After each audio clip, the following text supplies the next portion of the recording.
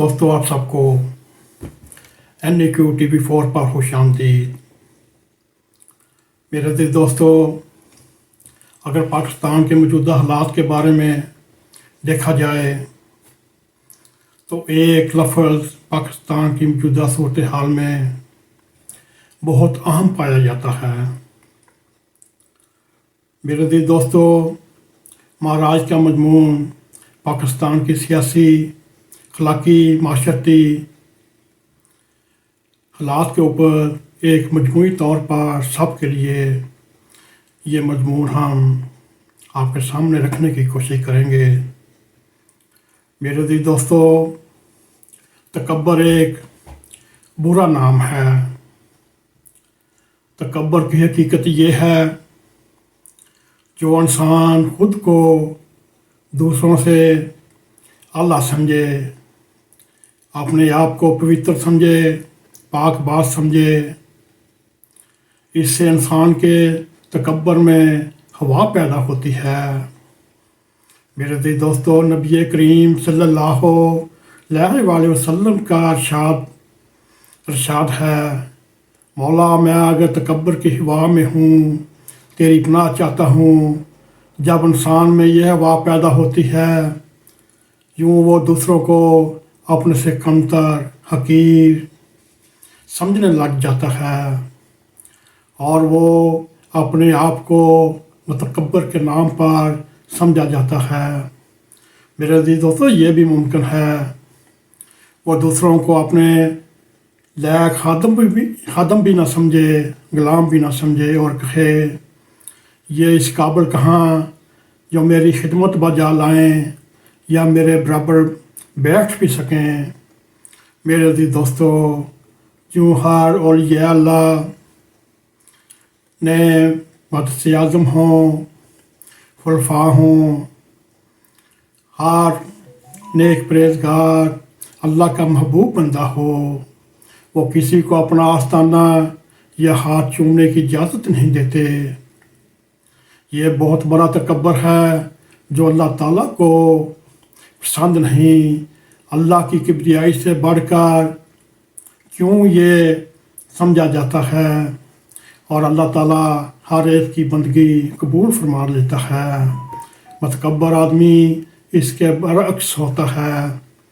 میرے عزیز دوستو، اگر آج ہم پاکستان کے سیاسی حالات کے بارے میں دیکھیں جو ہم قومی اسمبلی میں، سینٹ میں یا مجموعی طور پر ہم یہ دیکھتے ہیں، چاہے وہ کون سا پلیٹ فارم نہ ہو جہاں یہ الفاظ بولے نہیں جاتے۔ میرے عزیز دوستو، اگر متکبر اور احمق اس درجے تک نہ پہنچے، وہ چلتے بیٹھتے اپنے آپ کو اعلیٰ شخصیت سمجھے، اپنے آپ کو مقدم سمجھے، اپنے آپ کو عظیم تر سمجھے اور یہ سمجھے میرے برابر کوئی کچھ نہیں، جو میں اپنے منہ سے الفاظ نکال دوں وہی حرف آخر ہے۔ میرے عزیز دوستو، متکبر اس مقام پر پہنچ جاتا ہے، اگر کوئی اس کو نصیحت کرے تو وہ اس کی نصیحت قبول نہیں کرتا، الٹا اس کو سمجھانے لگ جاتا ہے، تم میں ہمت کیوں ہوئی مجھے یہ الفاظ کہے۔ میرے عزیز دوستو، یہ بھی ایک متکبر آدمی کی ایک نشانی ہے، اور جب دوسروں کو نصیحت کرتا ہے اس میں سخت رویہ اور نہ ٹوٹنے والے الفاظ، اپنے آپ کو اعلیٰ مقام پر فائز سمجھ کر دوسروں کو حقیر جاننے والا میرے عزیز دوستو اختیار کر لیتا ہے، اور متکبر شخص دوسروں کو جانوروں کی طرح دیکھتا ہے اور دوسروں کو حقیر دیکھتا ہے۔ اور اس سلسلے میں حضور کریم صلی اللہ علیہ وآلہ وسلم نے کئی بار فرمایا، اللہ تعالیٰ کو متکبر شخص پسند نہیں۔ آپ صلی اللہ علیہ وآلہ وسلم نے فرمایا، متکبر اور تکبر یہ ہے، انسان کسی کے لیے بھی اپنی گردن نہ جھکائے، اس میں لچک نہ پیدا کرے اور لوگوں کو حقارت سے دیکھے۔ یہ عادت متکبر اور اللہ تعالیٰ کے درمیان بہت بڑا حجاب ہے۔